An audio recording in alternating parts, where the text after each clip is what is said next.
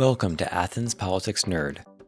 Today, we'll head over to District 3, where Tiffany Taylor and Asia Thomas are running to become the next ACC Commissioner. I interviewed them on different days, but I'll weave together their responses in something of a debate-style format. Alright, here we go. We'll start with Asia for the first question. What do you do as a day job, Asia? And why are you running for commission? Thanks so much for having me out today. I was born and raised here in Athens, Georgia, and I've had the opportunity to work a lot in my community. Really have a heart just for building up my community. I went to Cedar Shoals. I went to University of North Georgia, graduated from there.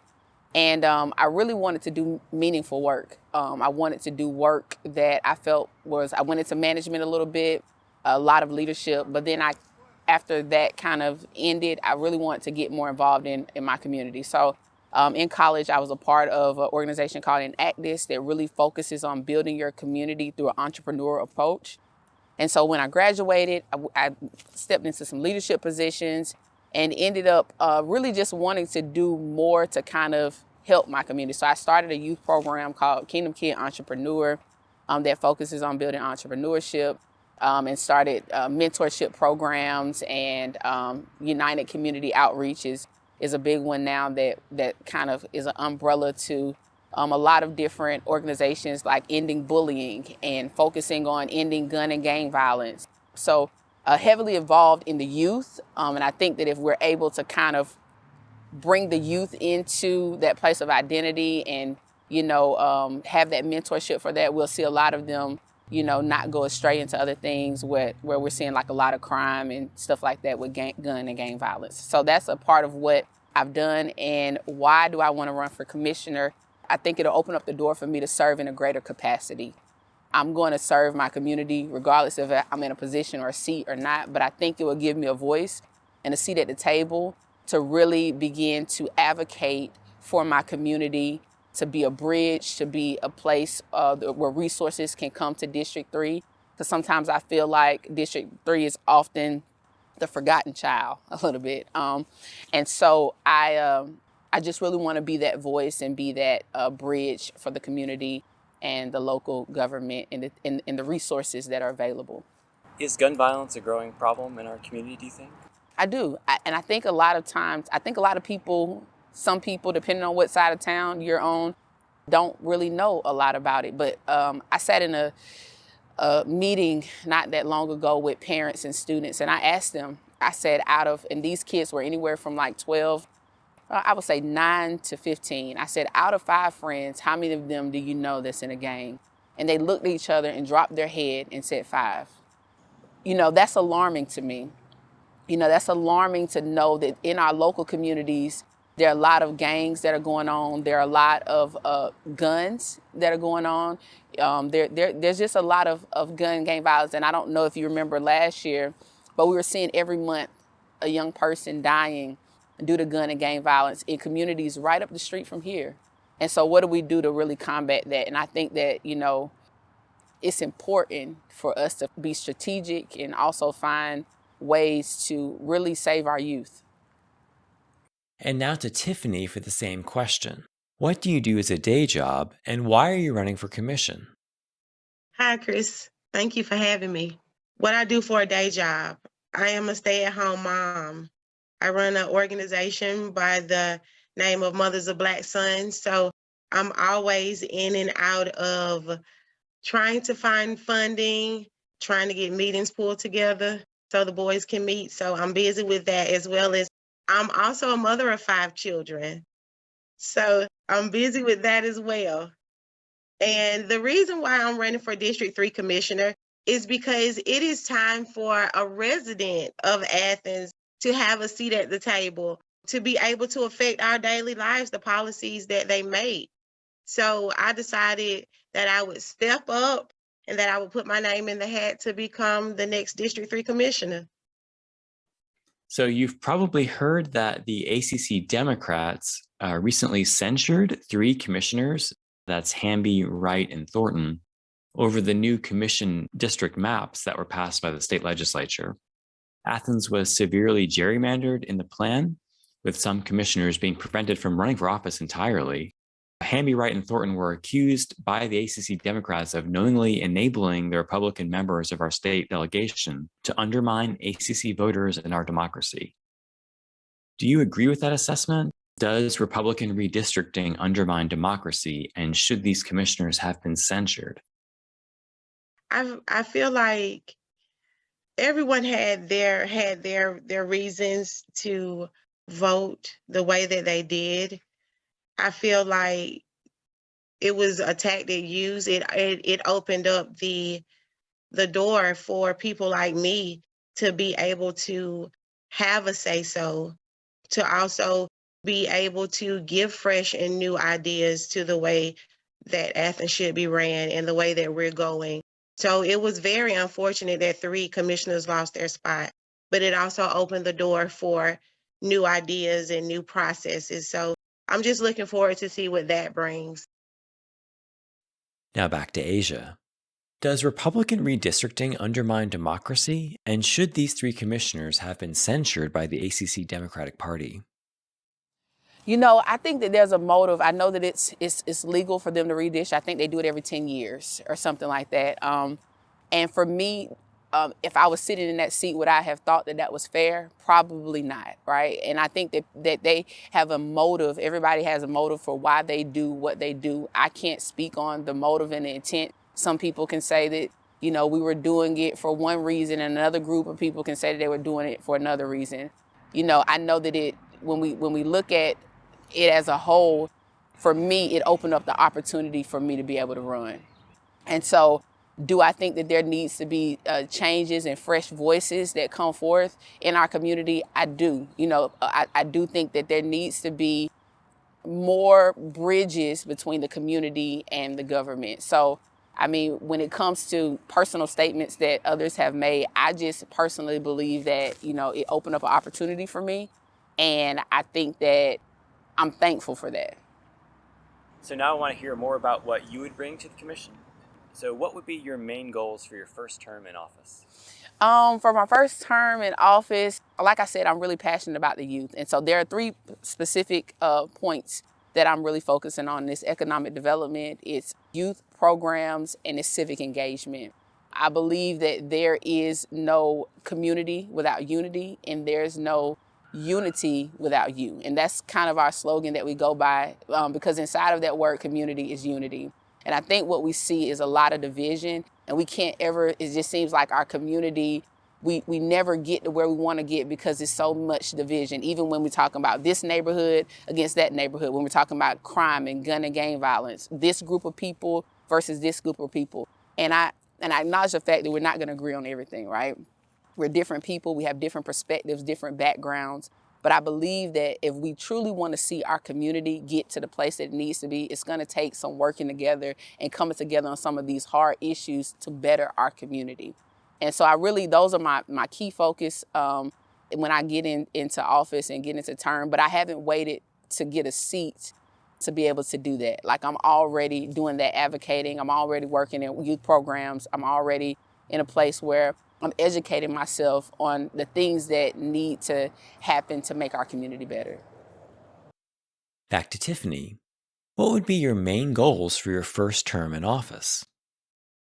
Fighting for affordable housing, because I've rented my house, Chris. I've lived in this house for 10 years, and I've rented for 10 years on the basis of thinking that after the first year with a reasonable credit score that I would purchase this home. Well, 10 years later, I still haven't purchased. The rent that I have is a lot less than a lot of people that's living in apartments. And so I have a lot of friends that are being evicted, a lot of mothers that are worried about how they're going to pay for rent because they work long hours and then they still can't afford rent. So I want to battle with affordable housing. I want to battle with the youth and crime, youth development, because I run this organization. I have a lot of youth that come my way who are dealing with gangs, who's dealing with self-esteem issues. And I want to work hand in hand with mayor and commission to work with these nonprofits here on the ground that's making a way in these communities for funding to be able to support our youth, for them to not think that they're not worthy of our attention. Yeah, tell me a little bit more about your nonprofit. So what do you do in Mothers of Black Sons? So Mothers of Black Sons is a 501c3. We originally had 15 members, and what we do is we put them together with prominent Black entrepreneurs in the community to show them that they also can be an entrepreneur. Also, financial literacy. We want our boys to be able to know how to balance a checkbook, what's a savings look like. We also want them to have the basic skills in life, how to clean up after themselves, how to pick up after themselves. We deal with social economics. How do you see yourself in society? How do you deal with peer pressure? How do you deal with being bullied? How do you know that you're in a situation where you're being bullied or being the bully? So we tackle a lot of these things, and it works hand in hand because my two older sons are 13 and 14. So they're middle school ages, and they have open dialect with me about a lot of things except girls. So I have to kind of dig in. And a lot of my friends around me have sons as well. And so I just wanted to come up with a way for our sons to have a mentor without going through the school district. So I decided that I would be that bridge, that I would bridge our sons to prominent men in the community for relationship building. Okay, cool. Oh yeah, and you also mentioned affordable housing. And what was the other one that you mentioned? Youth development and fighting crime. As well as economic development. I live here on Fairview Street, and Fairview Street is right in the heart of District 3. And a lot of the residents here work long hours, and they're still not making enough money to pay bills. I have a few friends that also work for the school district who are bus drivers who tell me about how many routes they have to pick up just to make ends meet. So my plans are to work hand in hand with Commission to come up with a livable wage strategy so that our residents here in Athens can have the living wages that we need to survive and not be, stressed and worried about how. And that also gives us the opportunity to be home with our children. If we're making more money, then we don't have to work as many hours, therefore leaving our youth at home alone to be acceptable to games because no one's home watching them. That's a reality here in District 3 every day. You also mentioned crime. Do you feel that crime is on the rise in Athens? I feel like crime is definitely on the rise in Athens. We have poverty that's at an all-time high, and people are leaning to their own understanding on how to make ends meet. A lot of our teens are using crime as an outlet to make money, not knowing that they're putting their lives in jeopardy. Their goal is to provide and help their mom, but you get caught up in crime, carrying a gun, robbing, a lot of different numbers of things our teens are dealing with, as well as grown people, just from the poverty rising here. Mm-hmm. What is the government role, in your opinion, for tackling like a big issue like poverty? How do you feel that the government can get involved, like the local government especially, or the federal or state could get involved to really make a dent in this problem? The state government should allot funding for programs that are implemented to help people get jobs, to help people sustain affordable living, homeowner classes, credit repairing classes, engage in the community into these things so that ultimately the government doesn't have to hand out money. But we've laid down the tools that our residents can pick up these tools and they can begin to use them to engage in their lives, to better their lives, getting credit so that I can get a home, so that I don't have to pay. I still pay rent. I don't pay a mortgage. A mortgage would alleviate a lot of issues for families who paying $1,000 a month for or an apartment. In 2018, Athens elected the most progressive and left-leaning commission in our history. Do you generally agree with the direction that they've headed over the past 3 or 4 years? And I'm talking about things like fare-free bus service, the official homeless camp that was started up, and their plan to reach 100% clean energy by 2035. Also, is there anything that they've done that you maybe disagree with? I think all of those things are great for Athenians. I think it's great that the bus route is free. People don't have to worry about how they'll get back and forth to work. I think that the fact that the homeless camp has come up, it has helped a lot of people despite the thoughts around it. I also think that they did a great job coming up with a program to help people with evictions. So far I think that they are doing great, but who knows how to, you know, be a government in the midst of a pandemic. It's all new to everybody. So I think that what they've done so far is good. I think one thing that we could do better is look for different ways to be inclusive with the land here in Athens. Residents are being pushed out. Big high rises are being built almost weekly, almost monthly, and residents are being pushed out. We have residents that's staying in extended stays. Children are going to school from hotels because their parents work every day and cannot afford the rent in Athens. So Mhm. that would be one thing that I think our government should really, really, really take into consideration. Athens residents gets up every day to go to work, and we go to work with stress, including myself. I've worked at Pilgrim's Pride for 3 years, Chris. I worked at Walmart for 2 years. And so the fight that I'm speaking of isn't a fight that I saw looking from the outside in. It's from fighting that fight myself as a single parent. Now to Asia. Do you generally agree with the direction the Commission has headed in the past 3 years? Is there anything they've done that you don't like as much? For me, and this is just how I approach everything, I like to take a step back and look at both sides, right? I like to make sure that I assess the information altogether. Now, I think the bus fare has been great, especially in the pandemic and people traveling. I think that's been awesome. I actually got the opportunity to tour the encampment a couple of days ago, right? And I know that there was a lot of pushback and a lot of different perspectives. And for me, like I said, I like to go and see things for myself. I kind of develop my own opinion and not just take a narrative of each side. And I went out there and I asked questions about maybe some of the concerns, and Mr. Hardy was able to give me a tour of that encampment, and I was able to speak to some of the people out there, and they seemed to be very thankful for the opportunity to be in that encampment. And I think that, it may not be an end all. I think there are multiple programs out here that are tackling this thing of people experiencing homelessness in our community. But I think that anybody that has a heart to step up and do it, like that's respectable for me. And so there are things that I could say that I definitely agree with. I don't know the ins and out of all what the progressive movement is doing, or but I'm all about building my community and doing what's in the best interest of those that I'm called to serve.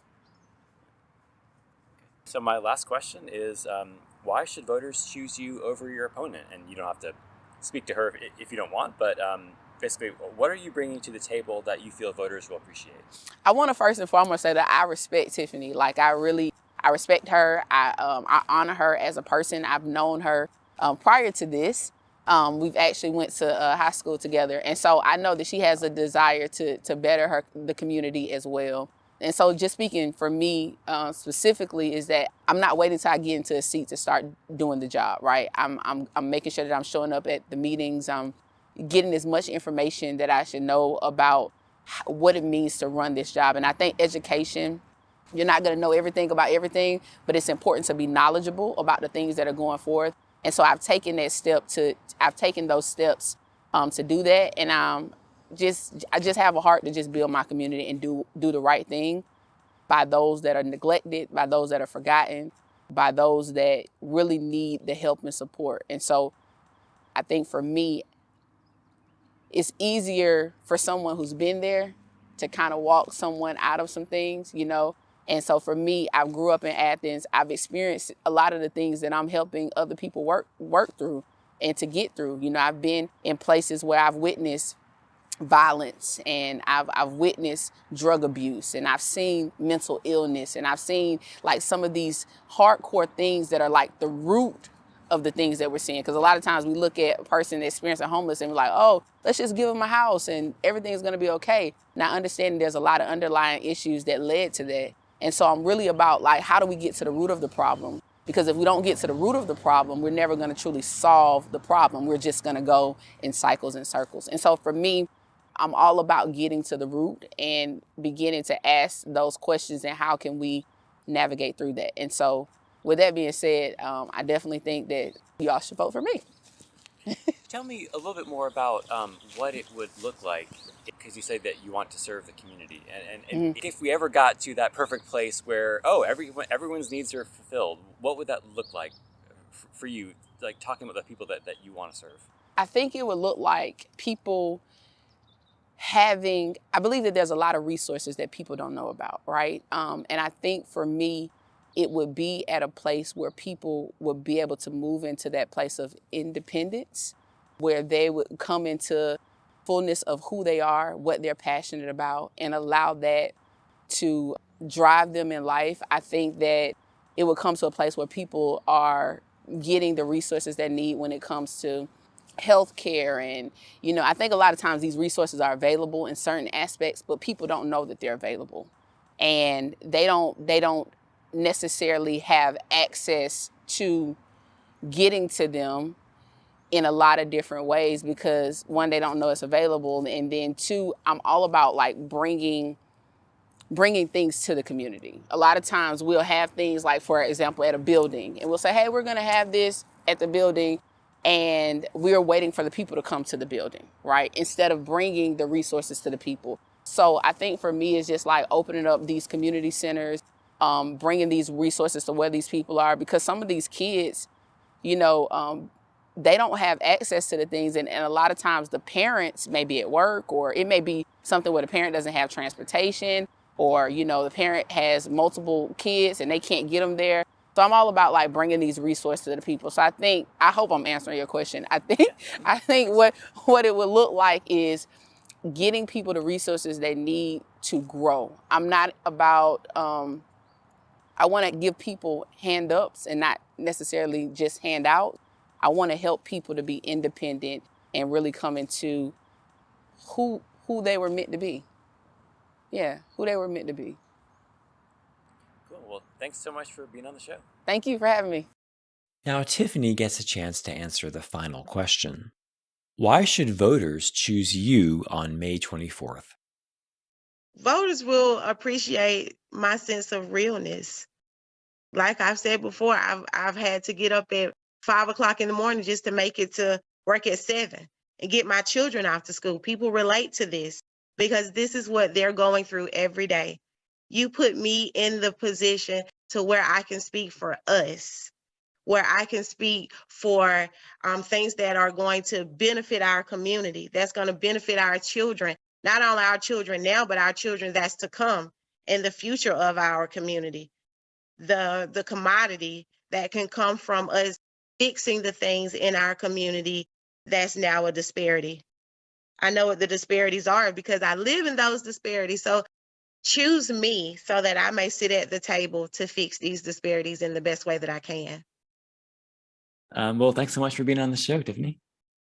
Thank you so much, Chris. And I'm really a big fan. You're so soft-spoken. You're awesome. Thanks so much to the APN members who make this show possible. You can join them at athenspoliticsnerd.com/join. $5 a month would help us continue to bring you local news and information about the candidates in our local elections. Become a member today, and I'll see you on the next one.